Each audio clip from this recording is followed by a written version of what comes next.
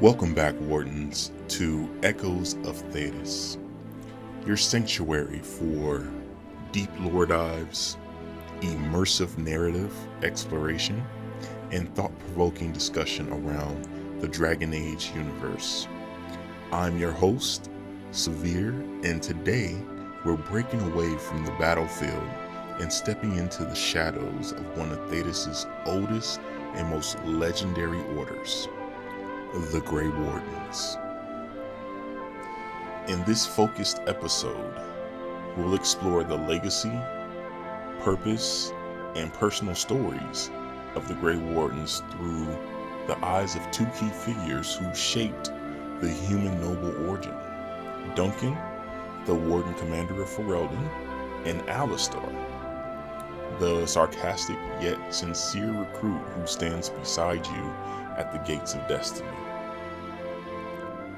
We'll unravel their backstories, dissect their significance, and uncover why their presence marks a turning point in both Ferelden's fate and the Warden's personal journey. Whether you're brand new to the saga or a veteran of the joining, this is the episode to understand why the Wardens are more than just warriors. They are a last hope. So let's get into the Grey Wardens and Duncan's legacy. Really what the Order of the Grey Wardens is, and their origins and purpose.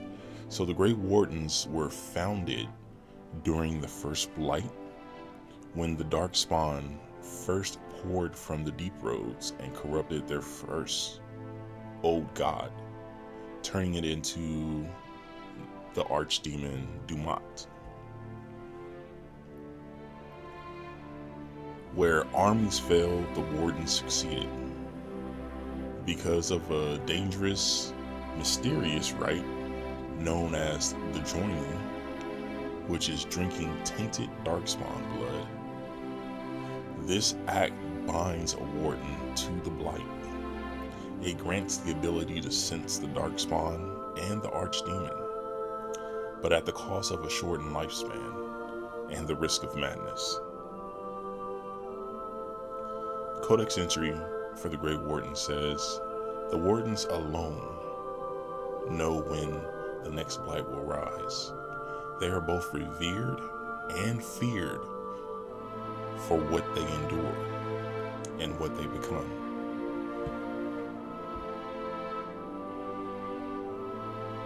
There's another one that says, "The Maker smiles sadly on his Grey Wardens." So the Chantry says, as no sacrifice is greater than theirs. Wardens are recruited from all backgrounds, from nobles to criminals, elves, dwarves, even mages. In their ranks, the past matters little. Only survival and strength are what really matter. So let me tell you a little bit more about the Grey Wardens. They are basically a order of warriors of exceptional ability dedicated to fighting Darkspawn throughout Thedas.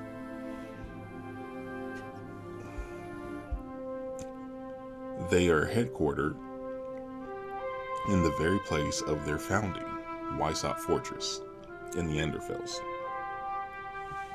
but maintain a presence in most other nations as well. The Grey Wardens are known for ignoring a recruit's racial, social, national, and even criminal background if they deem the person valuable in terms of character, ability, or skill. Now, despite their small numbers, the Grey Wardens have been instrumental in defeating each Blight so far, and thus are vital to the survival of the world as a whole.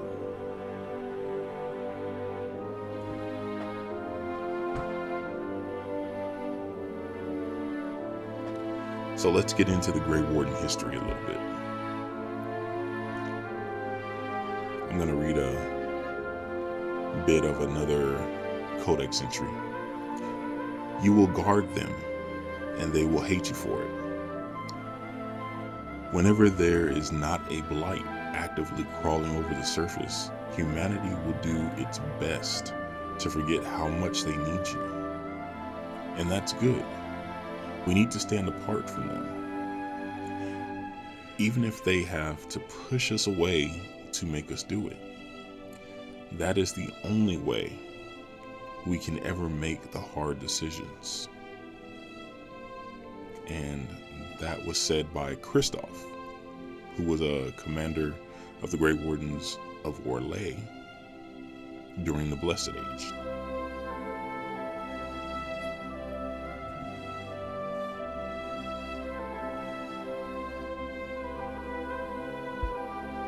So the first blight began in 395 Ancient and lasted 192 years. That is a very long time for the blight to last. The deep roads, which are underground highways built by the dwarves, were swarmed with monstrous creatures that became known as Darkspawn. These creatures seemed limitless in number and spread a taint that infected other living creatures, mutating them into monsters, and corrupted and poisoned the very environment around them. The cult of the Maker claimed this was the result of Tevinter mages entering the Fade through a ritual and attempting to usurp the throne of the Maker in the Golden City. Although this theory has been disputed by others, most notably the dwarves. Nevertheless, the invasion of Darkspawn, named the Blight, soon destroyed most of the underground kingdoms of the dwarves and spread to the surface world. Thedas was in chaos and entered a dark age. The Darkspawn were found to be led by an immensely powerful dragon tainted with Darkspawn corruption. This creature was named an archdemon and believed to be one of the old gods worshipped by Tevinter, which were all dragons. At Weissop Fortress in the desolate Anderfels, a meeting transpired. Soldiers of the Imperium, seasoned veterans who had known nothing their entire lifetimes except war, came together. When they left Weissop, they had renounced their oaths to the Imperium, calling themselves the Grey Wardens. They swore that they would accept anyone, no matter their race or background, without distinction, if only deemed suitable to join the order. The Wardens began an aggressive campaign against the Darkspawn, reclaiming lands that most had given up for lost. They proved to be a desperately needed spark of hope in the darkest of hours, and quickly gained renown. During the next 100 years, humanity slowly managed to stand firm and push back the Blight. Finally, in about 203 Ancient, the Grey Wardens gathered an allied army composed of soldiers from the Tevinter Imperium, the tribes of the Syrian and Ravain, to confront the main Darkspawn horde led by the archdemon, now identified as Dumat. A massive battle was waged at the Silent Plains in what is now the border between Tevinter and Navarra. The Legion of Darkspawn was defeated and Dumat was slain by the Grey Wardens. With the Archdemon's death, the Horde's will to fight was broken. It took several years to eradicate the remaining Darkspawn from the surface, but the Blight was over and the Grey Wardens had carved out their legend. After the Battle of Silent Plains, they were much celebrated, and most nations gave formal promises of support for further Darkspawn invasions. They were also given the right of conscription to guarantee sufficient recruits. Now, there is a lot more. Now, there definitely is a lot more that I could say about the Blight and the Grey Wardens themselves. However, I'm going to save that for an episode where we do a real deep dive into just the Grey Wardens. Okay? Right now, I want to focus on Duncan and talking a little bit about him. Now, Duncan is not just a recruiter. He's the moral backbone of the Order in Ferelden. Most people believe he's of Riveni descent. However, he's only half Riveni from his mother, and his father was a carpenter from Ferelden. Although Duncan himself was once a common criminal, and we can dive into that a little bit more in a moment. It's widely believed that he was saved from execution through conscription, which is exactly right. He was given a second chance through the Grey Wardens. His transformation from outcast to commander speaks volumes about what the Wardens offer: redemption, purpose, and sacrifice. Now, he rose through the ranks during a time when the Wardens were nearly exiled from Ferelden. Under King Merrick's reign, they were reinstated, and Duncan became instrumental in rebuilding their presence, carefully choosing recruits who had both skill and resilience.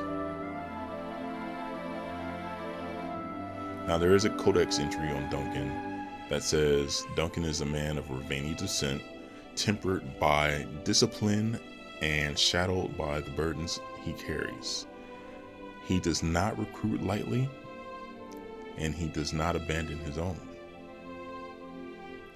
Now, Duncan's relationship to the human noble warden is personal. He sees their potential, but more importantly, he honors their loss. He invokes the right of conscription not merely as a political shield, but as an act of protection, ensuring the last of House Kuzlin does not perish in vain. He is very patient with Alistair, very stern with Loghain, courteous to nobles, and yet, when the moment calls, he is lethal. He is an absolute beast, taking down ogres by himself. He is a warden through and through. Alright, let's talk a little bit about Alistair. The Templar, the Bastard, the Brother in Arms. Alistair is more of a comic relief or your party's reluctant heart. He is a product of secrets, caught between duty, faith, and identity. Now, he was trained as a Templar. Alistair was raised in Redcliffe Castle as the unacknowledged son of King Merrick, making him the half-brother to King Cailan. He never knew his mother, and his nobility was hidden from him, making him both a royal and a reject. His upbringing made him devout, awkward, but fiercely loyal. He was recruited into the Templars, but grew disillusioned with the Chantry's rigid dogma, especially its treatment of mages. And if you follow Dragon Age, you know exactly what we're talking about when we say their treatment of mages. Duncan found him at this turning point and conscripted him into the Grey Wardens, giving Alistair a new path, one where he could matter for who he is, not for who he was born to. Let's look at the codex entry on Alistair. It says Alistair is a reluctant hero, burdened by legacy and unsure of his place in the world. He covers pain with humor and doubt with courage. To the human noble warden, Alistair becomes more than a fellow recruit. He becomes a mirror of loss, both having lost their families to political forces, a confidant, sharing the burden of the joining, a potential king should the player guide him toward accepting his birthright. You don't have to, though. That is a choice. He is the heart of the Wardens, even when the order itself teeters on the brink of extinction. Let's talk about the joining, the ritual, and the risk. So, to become a Grey Warden is to step willingly into death's shadow. The joining involves drinking the blood of Darkspawn, and sometimes the archdemon's dreams come true. Roughly 1 in 3 don't survive the ritual. For those who do, their blood is forever changed. They can never truly return to a normal life. They become what the world fears and needs. The joining binds Duncan, Alistair, and the Warden together in a sacred, if sorrowful, fraternity. Now, you may ask why this matters to the human noble order. Well, Duncan is your savior for one, but he's also a link to a world beyond nobility, one where action defines worth. And Alistair is your brother in loss, someone whose identity is buried beneath politics, just like yours now. The Wardens become your new family, one bound not by blood, but by a shared enemy and the willingness to die for the living. In a single night, the human noble loses everything and gains a purpose that might save the world. That is going to conclude our deep dive into the Grey Wardens, Duncan, and Alistair, pillars of the human noble journey and anchors in the growing storm of the Fifth Blight. Their presence reminds us that legacy is not just about bloodlines, but about the choices we make when the world demands sacrifice. Now, if you've enjoyed this episode of Echoes of Thedas, be sure to share it with your fellow lore lovers, and join us on Twitch and Discord to continue this conversation. Do you trust Duncan's decisions? What future would you choose for Alistair? Would you survive the journey? I'm your host, Severe, and next time we climb the Tower of Ishal, light the beacon, and watch as everything that we knew collapses. Until next time, walk always in the light of the Maker, and watch the shadows for what lurks beneath.